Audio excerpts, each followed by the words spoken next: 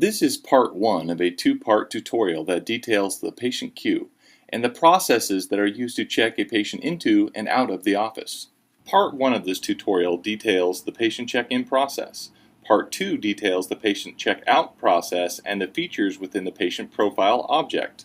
The patient queue is designed to manage the patient flow through the office. It automatically creates a patient visit for the specified office, tracks how long a patient has been in the office, tracks how long a patient has been in a specific room or location, shows who the patient is seeing, what services are being provided, and the type of patient they are.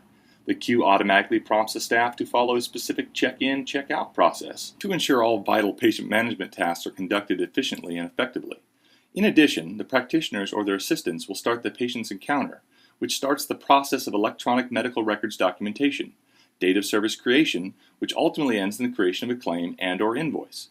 What is vitally important for both the staff and practitioners to understand is that the patient queue processes are the most important processes within the entire system. Skipping, delaying, misusing, and/or ignoring all or any one of these processes will significantly hamper the practice's ability to conduct business on all levels. I cannot stress enough how vital these processes are. We have spent considerable time and effort into automating and streamlining many of these common processes within the chiropractic office.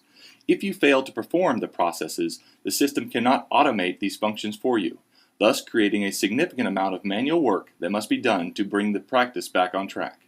The locations that populate your patient queue are completely customizable. You can not only determine the names of the boxes that represent locations or rooms, you can also rearrange the order of the boxes to best reflect the preferred arrangement for the user who is logged in. Any changes in the order of these boxes are automatically saved. Let's go over the check-in process. The check-in process should be done in real time, which means the patient is actually in the office. We'll talk about backdating visits for when you unavoidably get behind or wish to enter past visits into the system for claim creation later. When a scheduled patient comes into the office, immediately drag and drop them into the desired location within your office from the schedule. Or for backdating non-real-time visits or walk-in patients, drag and drop them into the patient queue from the patient search box. Either way, you have effectively created a visit for the patient within the system, which will prevent them from being listed as a no-show for their appointment.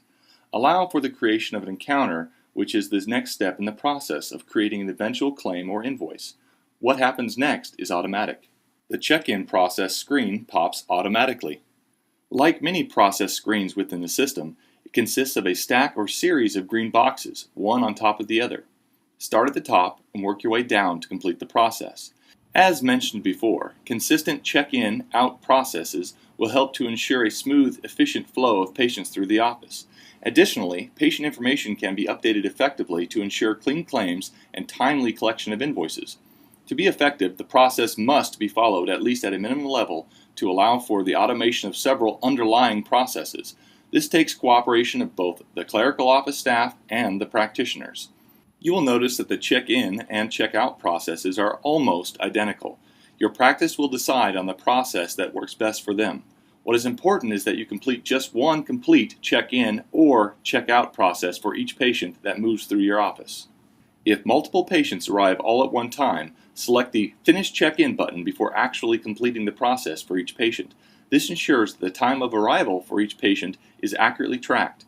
Once all patients that came in at once are in the waiting room, then go back to each profile and check the blue icon here to actually finish the check-in process with each individual patient, should your practice choose the check-in process over the check-out process.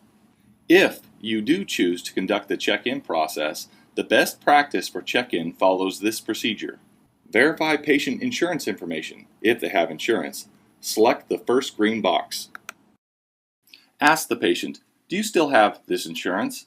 This step takes 2 seconds versus not asking and potentially submitting to the wrong insurance company.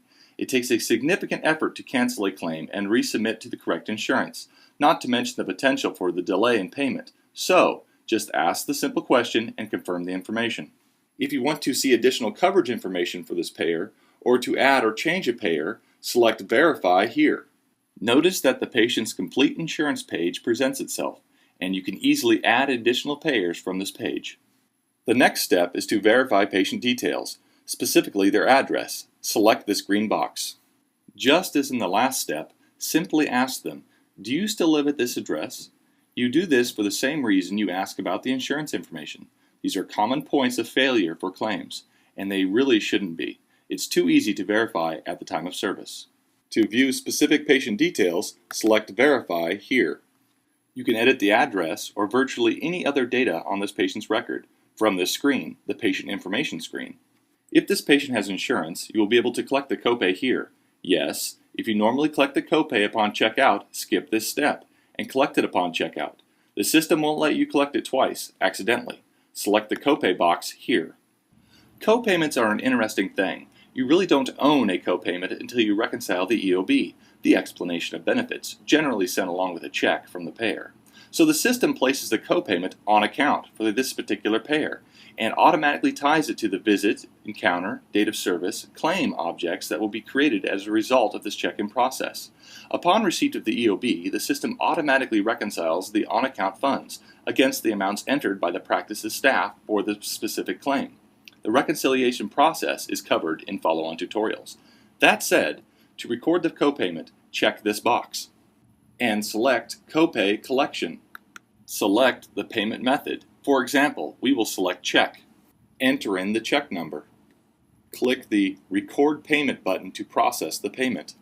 To print a receipt of this copayment, simply click here. To view and print. To check the patient's account for possible outstanding account balances, select this box. The total amount due will be visible here. To collect payments against this account or to create invoices for non-insurance claim-related products and services, click on the Collect button here. You can collect payments here, and/or create and view invoices here, and/or create and view patient statements here. These three options will be covered in follow-on tutorials. Sometimes, hopefully in rare circumstances, you will find yourself needing to backdate a claim, basically meaning that you need to create a record for a visit, encounter, documentation, date of service, claim, invoice for a patient in the past. This can be done in several locations. If you want to make the change here for this patient, select Verify Change Dates.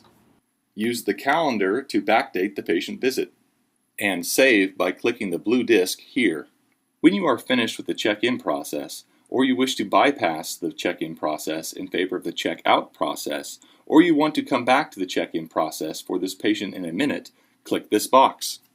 Remember, you can always open the check-in process back up and finish later during the patient visit by clicking the little blue icon here. This is the end of Part 1. Please view Part 2 of this two-part tutorial.